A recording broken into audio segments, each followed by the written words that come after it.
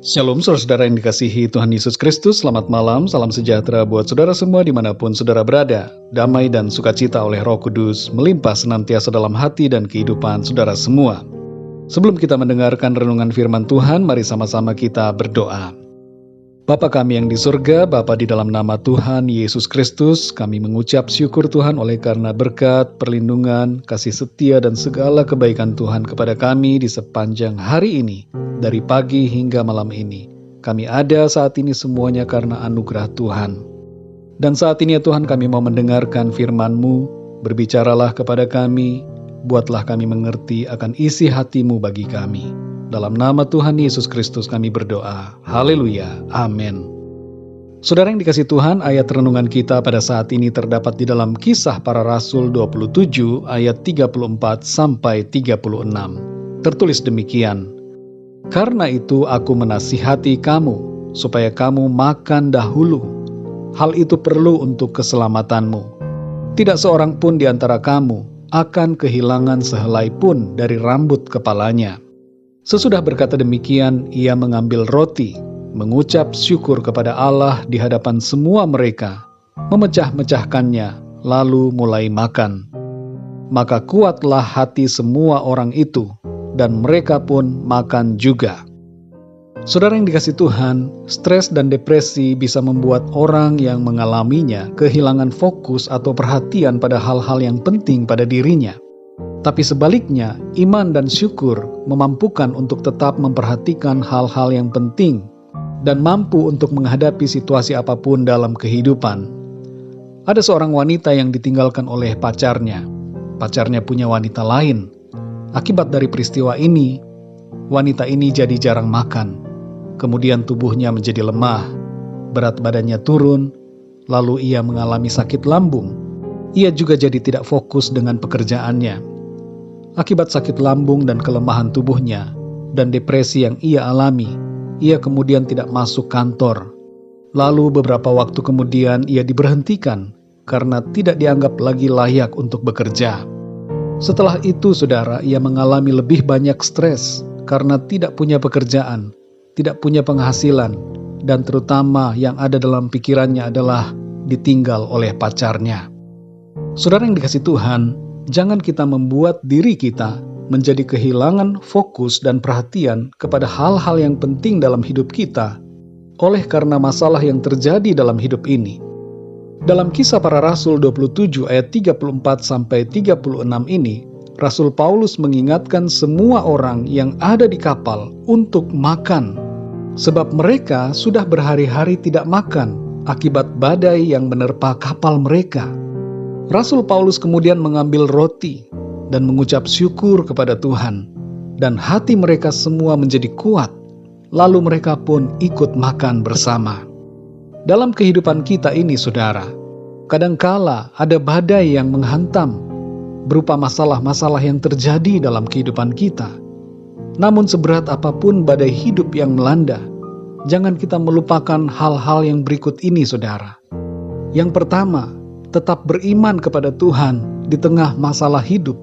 Percaya selalu kepada Tuhan. Tuhan berdaulat dan punya rencana yang baik atas hidup kita.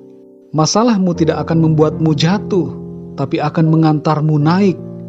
Perhatikan dalam ayat ini, Rasul Paulus mengatakan, tidak ada seorang pun yang kehilangan sehelai rambut pun dari kepalanya. Artinya, Tuhan senantiasa menjagai dan melindungi kita, saudara. Yang kedua, perhatikanlah keadaan hidup kita. Penuhi setiap kebutuhan kita secara jasmani. Dan perhatikan hal-hal yang penting. Jangan lupa makan, saudara. Seringkali masalah-masalah yang terjadi membuat orang lupa makan. Dan itu membuat keadaan tubuhnya menjadi tidak baik, lemah, dan gampang terganggu dengan berbagai penyakit. Mari saudara, kita perhatikan keadaan tubuh kita. Jaga tubuh yang Tuhan berikan kepada kita. Tetaplah makan dengan baik. Jangan biarkan masalah-masalah yang terjadi membuat kita tidak memperhatikan tubuh kita. Selain itu saudara, masalah yang ada jangan membuat kita melupakan tugas-tugas dan tanggung jawab dalam hidup kita. Jangan kita melupakan keluarga. rumah tangga, dan hal-hal yang penting lainnya. Rasul Paulus menyuruh mereka semua makan karena mereka sudah lemah.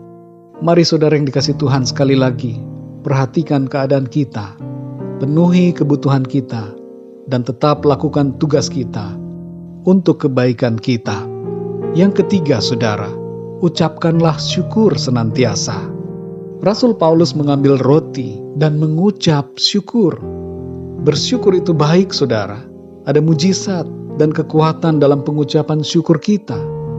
Dalam situasi apapun yang terjadi, yang terasa sulit, mari mengucap syukur selalu kepada Tuhan. Saudara yang dikasihi Tuhan, semua orang dalam kapal yang ada bersama dengan Rasul Paulus selamat mencapai sebuah pulau. Sudah menjadi rencana Tuhan bahwa Rasul Paulus harus berada di pulau itu terlebih dahulu. Badai itu ternyata mengantar mereka ke sebuah rencana Tuhan. Badai masalah yang terjadi dalam hidup kita, sesungguhnya saudara, sedang membawa kita masuk dalam rencana Tuhan yang baik. Kembali ingat 3 hal ini, saudara. Tetap percaya kepada Tuhan di tengah masalah hidup yang kita alami. Jaga kondisi tubuh kita, dan jangan lupakan hal-hal yang prioritas dalam hidup kita, serta mengucap syukurlah dalam segala perkara. Mari kita berdoa, saudara. Bapa kami yang di sorga, Bapa, di dalam nama Tuhan Yesus Kristus, kami mengucap syukur, kami bersuka cita Tuhan, oleh karena firman-Mu mengangkat kami kembali, memberikan kami semangat untuk menjalani kehidupan ini dengan iman percaya kepada Tuhan. Kami bersyukur Tuhan, firman-Mu mengingatkan kami, agar kami memperhatikan keadaan hidup kami, memperhatikan kesehatan, kondisi tubuh kami, tidak melalaikan pemenuhan kebutuhan jasmani kami, dan tidak melalaikan tugas-tugas tanggung jawab, hal-hal yang prioritas dalam kehidupan kami. Terima kasih Tuhan, ajar kami untuk selalu mengucap syukur dalam segala perkara, karena mengucap syukur itu baik.